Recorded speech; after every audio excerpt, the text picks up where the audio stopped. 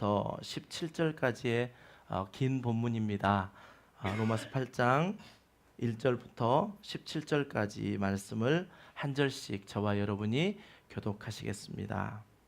그러므로 이제 그리스도 예수 안에 있는 자에게는 결코 정죄함이 없나니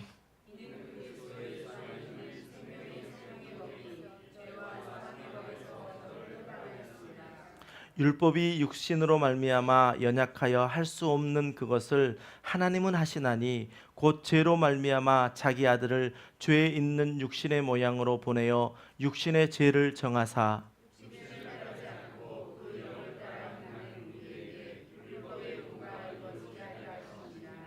육신을 따르는 자는 육신의 일을 영을 따르는 자는 영의 일을 생각하나니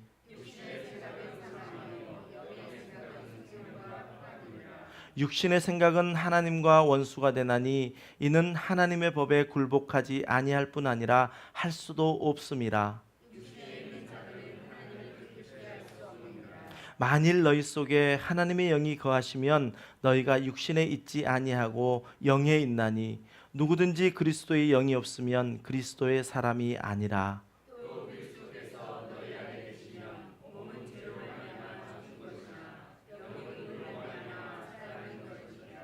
예수를 죽은 자 가운데서 살리신 이의 영이 너희 안에 거하시면 그리스도 예수를 죽은 자 가운데서 살리신 이가 너희 안에 거하시는 그의 영으로 말미암아 너희 죽을 몸도 살리시리라.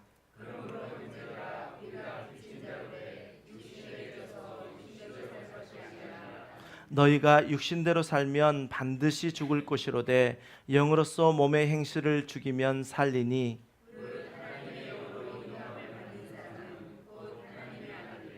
너희는 다시 무서워하는 종의 영을 받지 아니하고 양자의 영을 받았으므로 우리가 아빠 아버지라고 부르짖느니라.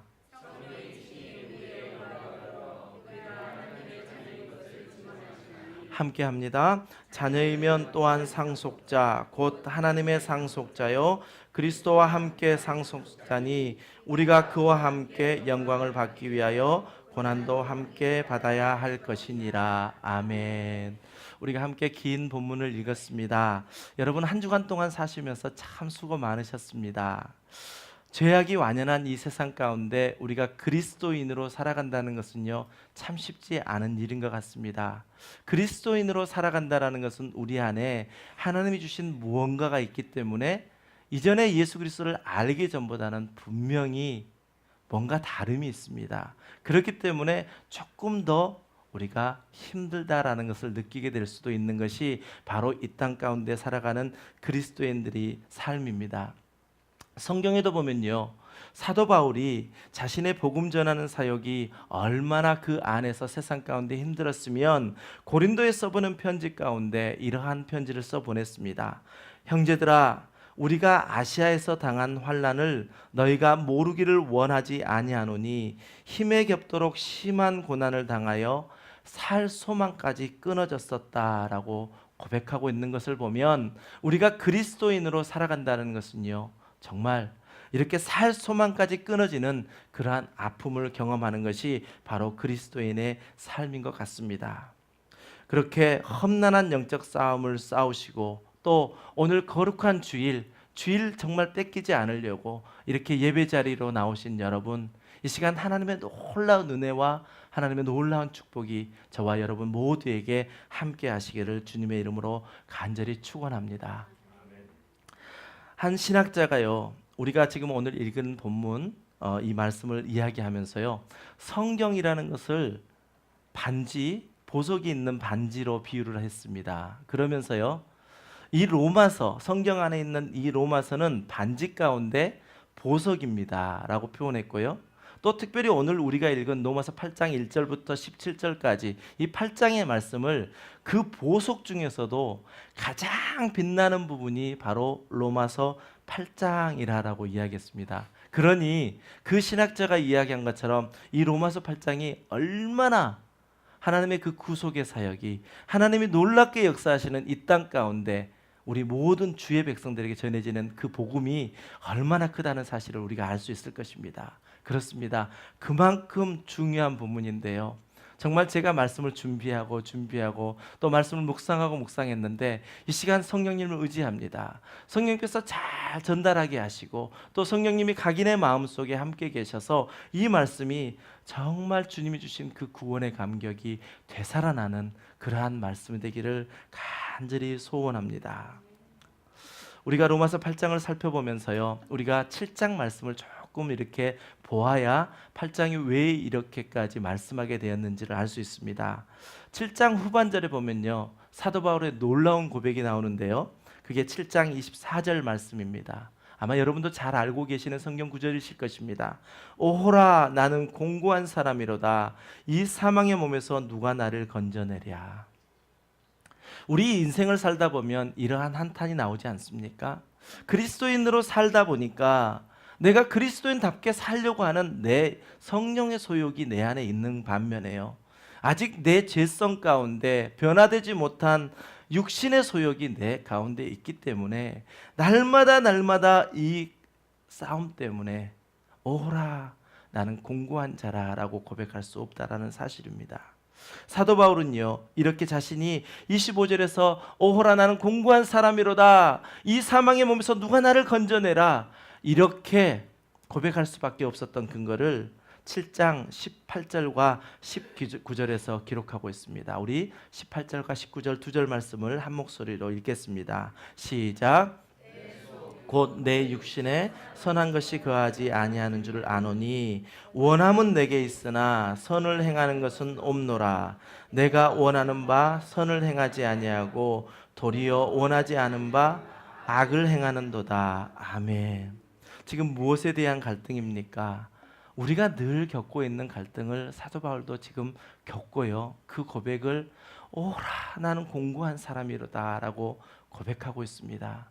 제가 말씀을 처음 열어가면서 한 주간 동안 참 고생하셨습니다 라고 말씀드렸던 그것이요, 저도 똑같은 삶을 살았고 지금도 그 삶 가운데 날마다 내가 주님께 나아가고자 몸부림치고 있는 가운데 이렇게 귀한 자리에 나오신 여러분들의 마음을 알고 또 한 주간의 삶을 알기 때문에 이 마음 가운데 정말 주님이 위로해 주시기를 간절히 원하는 것입니다. 그렇습니다. 육체의 소욕과 성령의 소욕은요, 날마다 우리 안에서 싸우게 됩니다. 우리 안에서 싸우면서요, 내 안에 원함은 있습니다. 이렇게 해보겠다고 하는 내 안에 그리스도의 생명이 있기 때문에 그 원함을 통해서 내가 이렇게 나가야 하는지도 지식적으로도 압니다. 그런데 연약한 육신 속에서 그렇게 나갈 수 없는 우리의 삶 가운데 오늘 사도 바울이 고백했던 것처럼 오라, 나는 공고한 사람이로다. 이 고백이 우리의 삶 속에 날마다 있을 수밖에 없다라는 것입니다. 선을 행하지 못하고 오히려 원하지 않는 악을 행한다라고 이렇게 고백하는 사도 바울이요, 우리 안에도 있는 내적 갈등이 바로 이것입니다. 겉으로는 우리가 주일날 예배자리에 나와 있지만 한 주간의 삶을 돌아보면 그 삶 속에서 지치고 넘어지고 늘 쓰러졌던 나의 모습, 또 성령의 소욕과 육체의 소욕 가운데 내가 이번에는 성령의 소욕으로 승리해 보겠다라고 이야기했던, 그렇게 결단했던 것들이 정말 무참히도 무너져 버리는 그러한 삶 속에서 우리가 한 주간을 살았다면 정말 지치고 힘든 삶이었을 것입니다. 사도 바울은 이러한 거대한 육신의 힘을요, 육체의 소욕을 따르려는 죄악의 힘이다라고 정의하였고요, 또한 그것을 죄악의 법이다라고 이야기했습니다. 그렇습니다.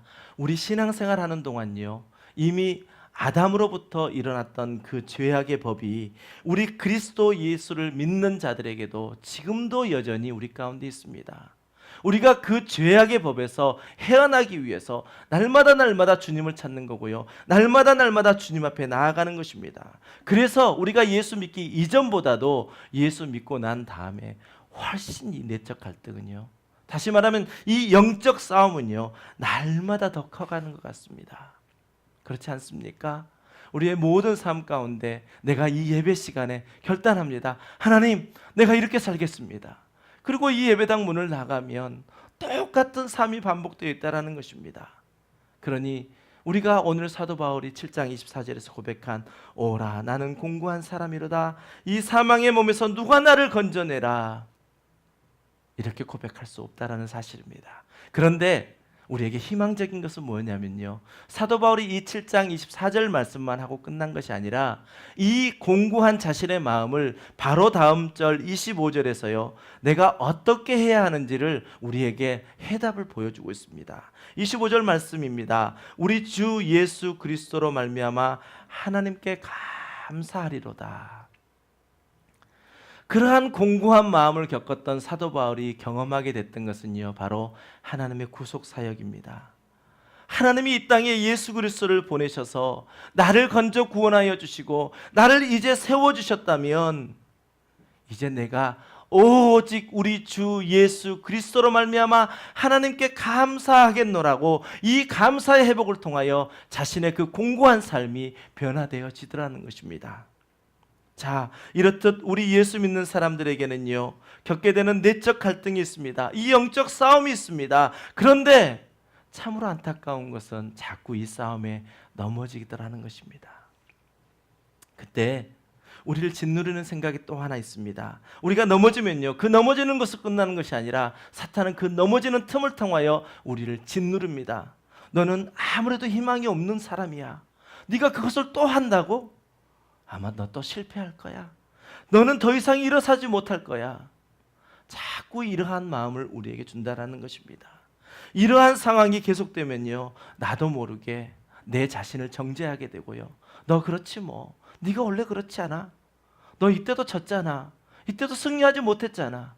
그러면서 내 자신을 정죄하게 되고 내 자신을 정죄하는 것에 그치지 않고 이제 그 손가락이 다른 사람을 향하여서 그 모든 이유를 다른 사람에게 돌려버린다라는 것입니다.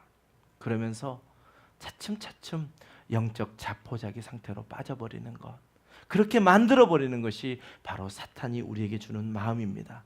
그러나 사도 바울은요 오늘 우리에게 8장에 넘어서면서 우리를 지배하고 있는 그러한 정죄의식이나 패배의식의 노예가 될 필요가 없다라고 우리에게 단언하여 이야기하고 있습니다. 그 근거가 어디에 있습니까? 바로 우리를 사랑하시는 하나님이요, 우리를 사랑하시는 하나님이 독생자 예수님을 보내주면서 우리를 죄악 가운데서 살려 구원하여 주셨다라는 것, 그 믿음으로 우리가 다시 살아갈 수 있다라는 것, 그것을 사도 바울은 분명하게 이야기해 주고 있습니다. 그러면서 로마서 8장 후반절에 들어가면요 37절에서 이렇게 고백합니다. 그러나 이 모든 일에 우리를 사랑하시는 이로 말미암아 우리가 넉넉히 이긴다고요. 사도 바울은 7장에서 오라 나는 공고한 사람이라다 그러면서 하나님께 찬양하였습니다. 그러면서 8장에 넘으면서 그 하나님의 사랑을 경험하고 8장 마지막 절에 37절에 가서 이 모든 일이 우리를 사랑하시는 이로 말미암아 우리가 넉넉히 이기느니라 라고 선포해주고 계십니다. 여러분 한 주간 동안 참 수고 많으셨습니다. 이 시간요 우리 37절 말씀을 함께 선포하기를 원합니다. 이 선포를 통해서 우리 안에 있었던 그 절망적인 사실들이 또 그 정죄의식들이 이 시간 회복되시기를 원합니다. 37절 말씀입니다. 시작. 그러나 이 모든 일에 우리를 사랑하시는 이로 말미암아 우리가 넉넉히 이기느니라. 아멘. 이 선포를 가지고요 이 시간 우리가 말씀을 함께 진행해 갈 때 하나님께서는 우리에게 승리를 주기를 원하십니다. 너에게 승리를 주면서 우리 모두에게 승리를 주면서 이 땅 가운데 승리하는 자로 살아라라고 분명히 우리에게 사명을 주셨습니다. 그런데 우리 안에 그 승리로 나가기 위해서 걸림돌이 있더라는 사실입니다. 오늘이요 이 8장 그 보석과 같은 보석 중에서도 가장 빛나는 그 말씀 가운데 하나님께서는 우리에게 승리하기를 원하시는데 그 승리를 위해서 회복할 것 두 가지를 말씀하십니다. 첫 번째는요 정죄의식에서 회복해 주십니다. 오늘 8장 1절 말씀 함께 읽겠습니다. 8장 1절 말씀 선포로 시작됩니다. 시작. 그러므로 결코 정죄함이 없나니. 아멘. 그렇습니다. 어느 누구도 정죄할 수 없습니다. 이제는 우리가 진리 안에서 자유케 된 사람들입니다. 예수 그리스도의 자녀가 되므로 예수 그리스도의 피값으로 우리는 구원받은 사람입니다. 사도 바울은 8장 제일 마지막 38절과 39절에서요 이렇게 고백합니다. 내가 확신하노니 사망이나 생명이나 천사들이나 권세자들이나 현재일이나 장래일이나 능력이나 높음이나 깊음이나 다른 어떠한 피조물이라도 우리를 우리 주 그리스도 예수 안에 있는 하나님의 사랑에서 끊을 수 없으니라. 아멘. 이 선포를 통해서요, 그 8장의 위대한 그 고백을 우리에게 전해주고 있습니다. 그렇습니다. 하나님의 사랑은요, 그 어떤 피조물이라도 우리에게 끊을 수 없습니다. 우리를 끊어놓을 수가 없다는 사실입니다. 내가 하나님의 자녀라는 신분의식을 가지고 있다면 하나님은 결코 우리를 버리지 않습니다. 우리가 인생을 살다 보면요, 때로는 넘어집니다. 우리의 죄성으로 말미암아 범죄할 수 있습니다. 그러나 아무리 나의 육신의 힘으로 넘어져 허덕이고 있다 할지라도 그 크신 하나님의 사랑은요, 결코 우리를 놓지 않으십니다. 칼빈은 그것을요, 성도의 견인이라고 하는 구원의 교리로 말씀해 주었습니다. 무엇입니까? 하나님을 한번 믿은 하나님의 백성은요, 하나님께서 끝까지 견인해 가신다는 것입니다. 우리가 믿기만 하면, 주님 앞으로 나오기만 하면 우리 안에 새 생명이 생기고 그 새 생명 가운데 하나님은 끝까지 우리의 삶을 영화로운 삶까지 이끌어 가신다는 것이 바로 하나님의 사랑의 고백이십니다. 그러니 우리가 결코 정죄함 가운데 있을 수 없죠. 또 다른 사람도 정죄할 수가 없죠. 내가 그토록 미워하는 사람이 있다 할지라도 그 미워하는 그 사람을 하나님이 사랑하신다니 내가 어찌 그 사람을 판단하고 어찌 그 사람을 정죄할 수가 있습니까? 누가복음 15장에 보면 탕자의 비유 있지 않습니까? 집을 나갔던 둘째 아들, 우리가 잘 알고 있는 내용입니다. 집을 나갔던 둘째 아들이요, 다시 아버지 품으로 돌아왔습니다. 그런데 제가 이 말씀을 늘 보면서 또 묵상하면 할수록 왜 그가 돌아올 수 있었을까? 그것을 생각해 보면 결국은 아버지의 사랑입니다. 육신의 아버지만 생각해도요, 어떤 아버지, 저의 나이 때만 해도 저희 아버지 때는 뭐 불호령을 떨어뜨리시는 그러한 무서운 아버지십니다. 그런데요, 나이가 들어가시고 저도 나이가 이렇게 먹다 보니까 아버지의 사랑이 그것도 하나의 아버지의 사랑의 표현이었구나라고 느껴지는 그 순간, 아버지 하나님의 사랑, 그 하나님의 사랑을 조금이라도 엿볼 수 있더라는 것입니다. 그 탕자가요, 집을 나가서 대주의 주엽 열매를 먹고 있으면서도 그에게 확신했던 것이 있었다면 바로 아버지의 사랑입니다. 내가 돌이켜 아버지께로 나갈 용기만 있다면 아버지는 나를 알아주실 거야. 아버지는 나를 용서해 주실 거야. 아버지는 나를 다시 품어주실 거야. 그 아버지의 사랑에 대한 확신이 그에게 없었다면 결코 그는 돌아설 수 없을 것입니다. 그렇습니다. 하나님이 그토록 우리를 사랑해 주시니 그 어느 누가, 그 어떤 피조물이 우리를 주 예수 그리스도 안에 있는 사랑에서 우리를 끊을 수 있겠습니까? 여러분, 확신하십시오. 사도 바울이 고백하지 않습니까? 내가 확신하노니 하나님의 사랑에서 결코 저와 여러분을 끌 자 아무도 없습니다. 2절의 말씀을 보십시오. 오늘 본문 2절 말씀에 보면요, 사도 바울은 우리가 정죄의식에 포로될 필요가 없다라는 또 하나의 이유를 제시하고 있습니다. 2절 말씀 우리 함께 읽겠습니다. 시작.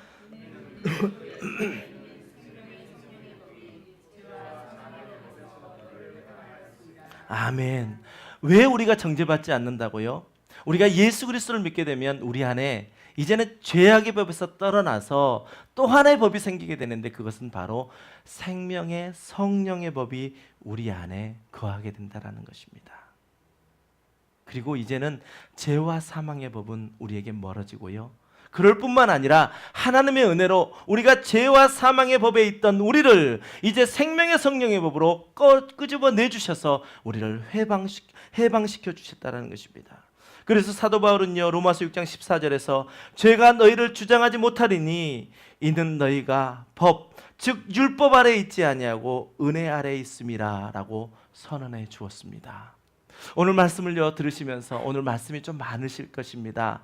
화면을 좀 보시면서요, 정말 잘 말씀을 준비하면서 정말 사도 바울의 이 정말 좋은 말씀, 너무나도 귀한 이 말씀을 어떻게 하면 잘 전달해 볼까 참 기도하면서 어떻게 잘 이렇게 제가 좀 해석하고 싶은데 말씀밖에 없더라고요. 그래서 말씀이 자꾸 삽입되어질 것입니다. 그 말씀을 따라가면서요, 이 시간 성령님께 정말 민감하여서 그 말씀 안에 우리가 놓여지기를 소원합니다. 사도 바울은 이야기합니다.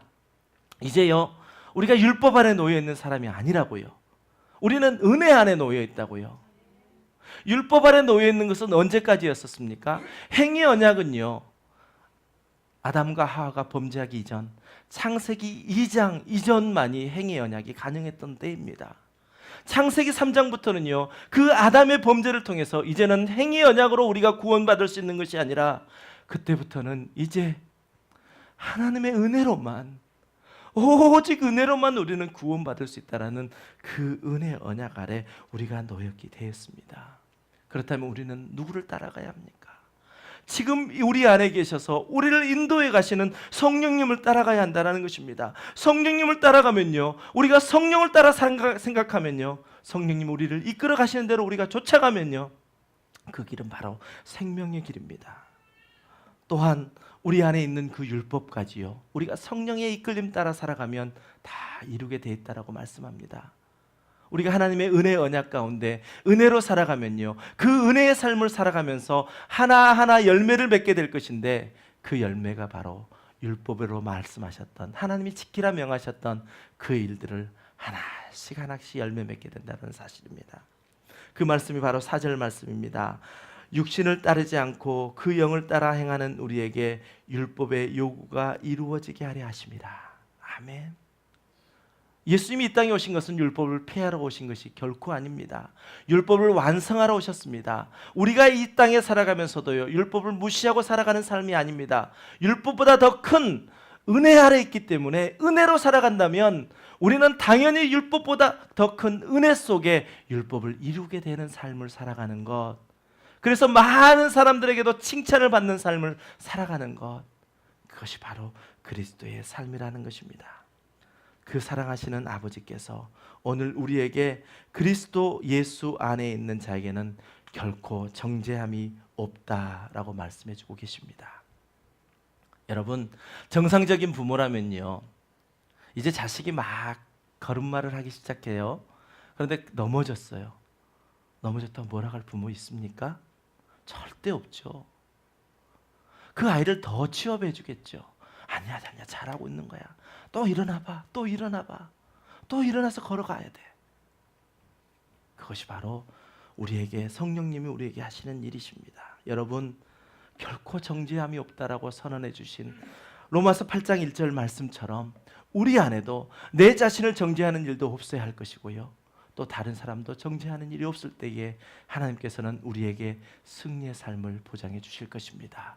승리의 삶을 살게 되시는 저와 여러분 되시기를 주님의 이름으로 축원합니다. 그런가 하면 두 번째로, 하나님께서 우리에게, 하나님의 백성들에게 승리하기를 간절히 원하시는데, 그 승리를 위해서요, 패배의식 가운데 회복되라라고 말씀하십니다. 그 패배의식이요, 이 패배의식은 정말 우리에게 큰 적입니다. 너는 절대 안 돼, 안 될 거야, 어떻게 네가 그걸 한다고, 그러한 이야기들을 우리가 들은다면요, 우리는 패배의식 속에 빠져버릴 수밖에 없습니다. 그러니 여러분, 우리에게는 말의 권세가 있잖아요. 혀의 권세가 있잖아요. 그러니까 다른 한 사람에게, 또 내 집에 있는 자녀들에게, 내 집에 있는 아내와 남편들에게 항상 그러한 저주의 말이 아니라요, 긍정적인 말, 좋은 말을 해서 그 사람에게 더욱더 축복을 전해줘야 할 것입니다. 이 패배의식 속에 빠져버리면요, 어떠한 하나의 실패보다 너무너무 헤어나기 어려운 상황, 수렁 가운데 빠지게 되어버립니다. 그러니 우리 교회 안에서도 마찬가지입니다. 긍정적인 말을 하십시오. 더욱더 그분 안에 있는 소망을 불러일으키는 말을 해주십시오. 그렇다면 우리가 패배의식이 아니라요, 이 패배의식에서 벗어나서 하나님이 우리에게 주시는 그 승리의 삶으로 달려가게 될 수 있을 줄 믿습니다. 사도 바울은 우리가 패배의식에 사로잡힐 이유가 없다라는 근거를 제시해주고 있는데요, 우리가 예수 그리스도를 믿을 때에 그냥 예수 그리스도의 생명만이 우리에게 들어온 것이 아니라 세 가지 것을 바꿔주셨는데요, 하나는 우리의 생각을 바꿔주셨다는 것입니다. 또한 두 번째는 우리의 행동을 바꿔주셨습니다. 그리고 세 번째, 우리의 신분을 바꿔주셨다는 사실입니다. 우리가 예수 그리스도를 믿을 때요, 이 모든 것들이 성령의 역사하심으로 우리 가운데 일어났다면 첫 번째, 우리가 생각이 바뀌었다는 사실을 우리가 인식해야 합니다. 6절 말씀을 보십시오. 육신의 생각은 사망이요 영의 생각은 생명과 평안이라 라고 사도 바울이 말씀하고 있습니다. 그렇습니다. 육신의 생각이요, 예수 그리스도를 믿기 전에 나에게는 없었던, 예수 그리스도를 믿고 난 다음에 나에게 생겼던 그 생각, 그 생각은요 바로 생명과 평안이라는 말씀입니다. 그러니 우리의 생각이 바뀌어진 거 아닙니까? 그동안은 늘 우리는 안 돼, 그걸 하면 안 돼, 잘 안 될 거야, 이러한 늘 부정적인 이야기였다면 이제는 하나님이 내게 능력 주시면 그 일을 나는 감당할 수 있어, 이미 내게 그런 일들을 보여주셨어, 여호와 이레의 하나님을 경험하고 하나님의 기적을 경험한다면 우리 안에는 승리만 있을 뿐이야, 넉넉히 이긴다 말씀하셨어. 우리 모두가 넉넉히 이길 수 있도록 함께 믿음의 공동체를 이루어 가자라고 우리의 생각이 바뀌었던 것입니다. 빌립보서 2장 12절 13절 말씀에 보면요, 사도 바울은 빌립보 교회 성도들에게 권면하면서 두렵고 떨림으로 너희 구원을 이루라 라고 먼저 말씀합니다. 여러분, 우리의 구원의 완성은요, 우리가 마지막 주님 앞에 가는 날까지 구원이 완성되어 있습니다. 이미 우리는 구원받은 자가 분명합니다. 또 이미 우리는 구원받을 자가 분명합니다. 우리는 지금 구원받은 자로 살아가고 있습니다. 구원의 완성은요, 우리가 마지막 주님 앞에 가는 날 이루어지는데, 사도 바울이 빌립보 교회 성도들에게 두렵고 떨림으로 너희 구원을 이루라라고 말씀하시면서요, 놀라운 이야기를 13절에서 이야기합니다. 너희 안에서 행하시는 이는 누구시라고요? 하나님이시니 자기의 기쁘신 뜻을 위하여 너희에게 소원을 듣고 행하게 하시나니. 이 말씀을 다시 한번 잘 묵상해 보십시오. 얼마나 기가 막히는 이야기인지 모릅니다. 하나님께서는 우리를 택하실 뿐만 아니라요, 아까 말씀드렸던 우리를 구원의 그 자리까지 이끌어 가실 뿐만 아니라요, 우리에게 어떻게 하신다고요? 자기의 하나님의 기쁘신 뜻을 우리에게 소원을 두셨다는 것입니다. 하나님의 그 기쁘신 뜻을 위하여 우리에게 소원을 두시고 그 일을 행하게 하신다는 사실입니다. 우리의 생각이 바뀌었습니다. 그리고 이제는 우리의 생각이 바뀌니까 우리의 행동도 바뀌게 되어진다는 사실이 있죠. 이 세상 가운데 살아가면서요, 가장 큰 기적은 무엇이겠습니까? 부활입니다. 부활의 사건입니다. 그렇다면 이 세상 살아가면서 최후의 절망은 무엇이겠습니까? 죽음입니다. 우리의 인간이 어찌할 수 없는 그 죽음이요, 의학이 그렇게 발달되었다, 정말 많은 의술이 발달되어서 죽어갈 사람도 살려낸다 하지만 그 살려낸 사람 역시 죽게 돼 있습니다. 그렇다면 그 사망의 일, 최후의 절망인 사망의 일을 바꾸신 분은 누구십니까? 바로 성령 하나님이십니다. 11절 말씀에 보면요, 예수를 죽은 자 가운데서 살리신 이의 영이 너희 안에 거하시면 그리스도 예수를 죽은 자 가운데서 살리신 이가 너희 안에 거하시는 그의 영으로 말미암아 너희 죽을 몸도 살리시리라. 아멘. 우리 안에 주신 성령의 역할이 바로 그런 역할이라는 것입니다. 우리의 죽어가는 영혼을 살리실 뿐만 아니라 우리의 죽은 육체까지도 나중에 부활시키실 그 성령 하나님의 놀라운 역사로 말미암아 그 성령님이 우리 안에 계신다면 우리는 패배의식이 문제가 아니라 우리 안에 주신 그 소망의 일로 날마다 나갈 수 있습니다. 13절 말씀에 우리에게 이렇게 말씀합니다. 너희가 육신대로 살면 반드시 죽을 것이로되 영으로서 몸의 행실을 죽이면 살리라. 여러분, 한 주간 한 주간 살아가시는 일이 참 쉽지 않죠. 또 이민 생활을 살아간다는 거 더더군다나 쉽지 않은 일입니다. 그런데 오늘 우리에게 해답을 제시해 줍니다. 내가 지금 좀 안락하고 내가 조금 더 평안한 것보다 내 육신을 죽인다 할지라도 내 영이 살아날 수 있다면 내 육신을 죽이는 것이 바로 우리의 영성의 문제예요. 우리 하나님의 자녀로서 그 일들이 훨씬 더 유익하다라는 사실입니다. 유익이요? 어떻게 유익이라고 표현할 수 있겠습니까? 그건 어떤 것과도 바꿀 수 없는 것입니다. 하나님이 우리에게 주신 그 영생은요, 그 무엇과 바꿀 수 있겠습니까? 우리 육체의 안락함을 위해서 영생을 버리는 그런 어리석음이 있다면 그건 너무너무 어리석은 일입니다. 여러분, 오늘 사도 바울이 너의 육신대로 살면 반드시 죽을 것이로되 영으로서 몸의 행실을 죽이면 살리라 하신 말씀이요, 우리 가운데 날마다 일어나기를 원합니다. 어떻게 우리의 몸을 행실을 죽일 수 있습니까? 다른 거 하나도 없습니다.